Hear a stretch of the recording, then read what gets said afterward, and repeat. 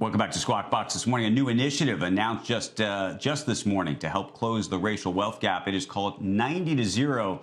The goal is to transform the economic landscape that has led to a 90% wealth gap between black and white Americans. Partner organizations commit to growing black talent and investing in black businesses, which, by its estimate, could increase GDP by $1.5 trillion over a decade. Two of the inaugural members are with us now, the Robin Hood Foundation's Wes Moore and Goldman Sachs' Chairman and CEO, David Solomon. Good morning to both of you. Look at you guys in person together. We haven't had this opportunity to do interviews with folks together. Wes, I'll start with you. It's great to see both of you, gentlemen. How did this come together, and what does it mean? Explain it. So really what happened was last summer, a collection of leaders across sectors. So whether it's talking about leaders from the finance industry, great leaders like David, folks like Doug Sieg from Lord Abbott, or folks like Derek Johnson from the NAACP. But a handful of folks got together and said, we have a coordinated problem that we have to deal with, and the only way we're going to deal with it is a coordinated solution.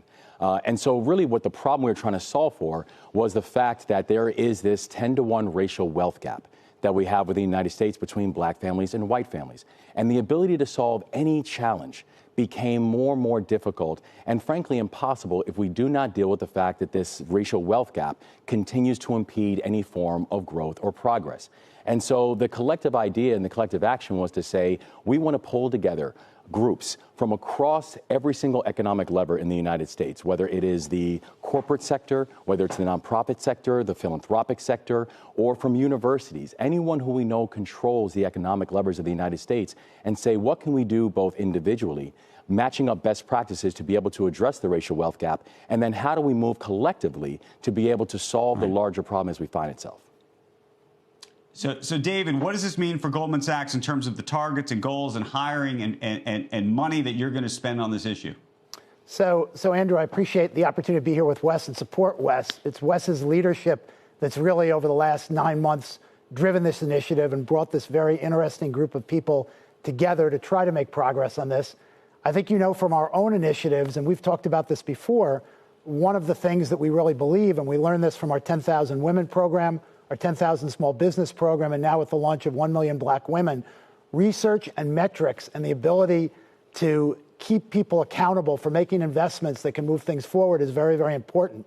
So one of the reasons I signed on to this initiative with Wes and 90-0 is I looked at the things we were doing through our various programs, and I said, we're doing a lot of this, but this gives us another set of metrics, another set of goals where we can use our capital and our resources to try to make a difference. And so a lot of this will come out of our existing programs, but we'll also look over the next decade to find other ways to be accountable for making investments that we think can make a difference here and ultimately drive growth in GDP and participation in our economy, which is obviously something we all really believe in and something we want to see occur.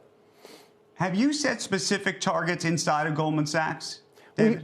We have, and we've done this, before 90-0, but I think, as you know, we've really believed with recruiting and our own diversity and inclusion efforts inside the firm that setting very specific aspirational goals, creating transparency, and moving towards those metrics and goals and holding managers and leaders accountable is a very, very important part of the way we advance diversity and inclusion in our organization.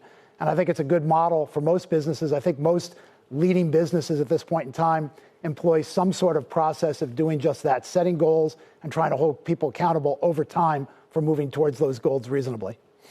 And do you expect shareholders to hold you accountable for those goals as well?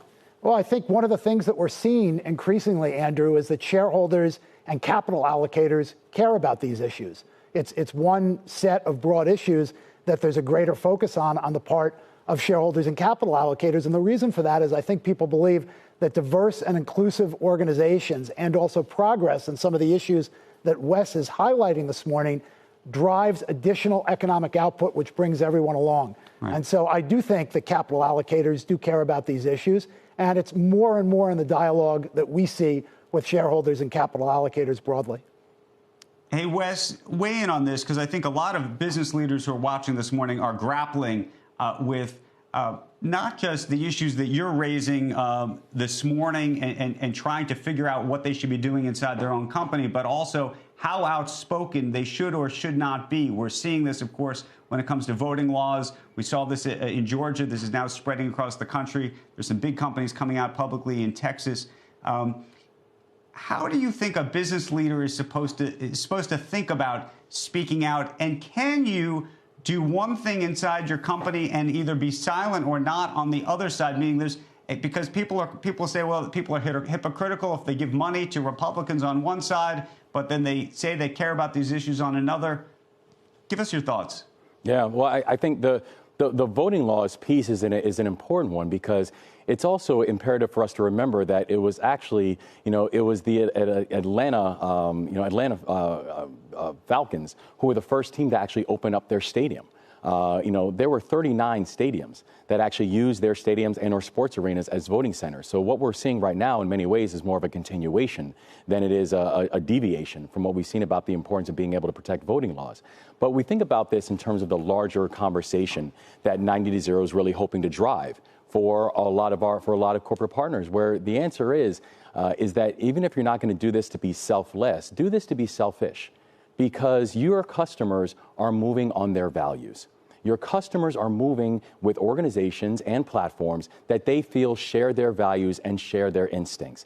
And so you are watching companies that are being rewarded for being able to understand that our corporate weight and our corporate heft actually can change the scope of society. Whether you're talking about, in historical factors like the ending of apartheid South Africa, to whether you're talking about the changing the name of football teams. Corporate weight matters in these conversations. Shepard Smith here. Thanks for watching CNBC on YouTube.